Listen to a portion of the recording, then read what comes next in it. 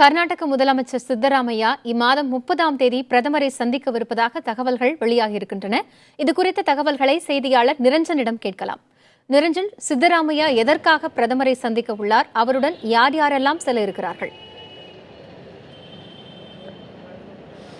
காயத்ரி, ஏற்கனவே 3 முறை கர்நாடக முதல்வர் சித்தராமையாவின் சார்பாக சந்திக்க வேண்டும் என்று கூறி பிரதமர் அலுவலகத்திற்கு 3 முறை கோரிக்கை அனுப்பப்பட்டிருந்தது. ஆனால் பிரதமர் அலுவலகம் அதற்கான நேரத்தை ஒதுக்கவில்லை. பிரதமர் நரேந்திர மோடிக்கு வேறு பல பணிகள் இருப்பதால் கர்நாடக முதல்வர் சித்தராமையாவை சந்திக்க முடியாது என்று 3 தடவையும் திட்டவட்டமாக தெரிவித்திருந்தார்கள். இந்நிலையில் சமீபத்தில் தமிழக முதல்வர் பன்னீர்செல்வத்தை தலைநகர் டெல்லியில் பிரதமர் நரேந்திர மோடி சந்தித்தார்.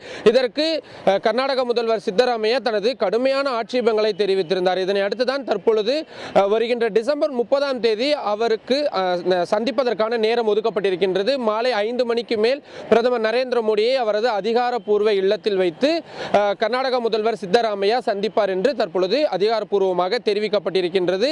இந்த சந்திப்பின் பொழுது கர்நாடக மாநிலத்தின் மற்ற கட்சிகளை சேர்ந்த மூத்த தலைவர்களும் உடன் இருப்பார்கள் என்றும் கூறப்பட்டிருக்கின்றது. அதே போல கர்நாடகத்தின் முக்கிய அமைச்சர்கள், குறிப்பாக ரெவென்யூ துறை அமைச்சர் உள்ளிட்ட சில முக்கியமான அமைச்சர்களும் இடம்பெறவிருக்கின்றார்கள். தலைமைச் செயலாளர், சம்பந்தப்பட்ட துறை சார்ந்த அதிகாரிகளும் இருப்பார்கள் என்று தற்பொழுது கர்நாடக அரசின் சார்பாக தெரிவிக்கப்பட்டிருக்கின்றது. வெள்ளிக்கிழமை காலை தான், அதாவது 30ஆம் தேதி காலை தான் அவர் டெல்லிக்கு வரவிருக்கின்றார்.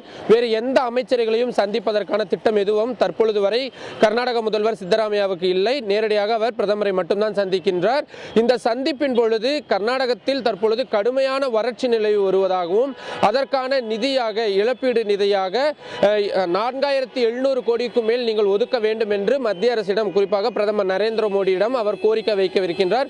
அதே போல தற்பொழுது சமீபத்தில் ஏற்பட்ட மழையின் காரணமாக கடுமையான வெள்ள பாதிப்பு ஏற்பட்டிருக்கின்றது. எனவே இதற்காக 370 கோடிக்கு மேல் எங்களுக்கு தற்பொழுது பணம் தேவைப்படுகின்றது, அதனையும் உடனடியாக ஒதுக்க வேண்டும் என்ற இந்த நிதி ஆதார பிரச்சனைகளுக்காக அவர் சந்தித்து கோரிக்கை வைக்கவிருக்கின்றார்.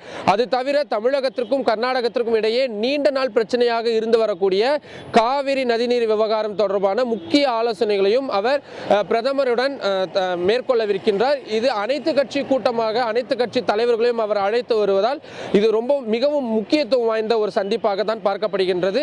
ஆனால் பிரதமர் நரேந்திர மோடியின் சார்பாக என்ன மாதிரியான கருத்துக்கள், இந்த நிதிகள் ஒதுக்கப்படுகிறதா என்பதனை நாம் பொறுத்திருந்ததாக பார்க்க வேண்டும். காயத்ரி.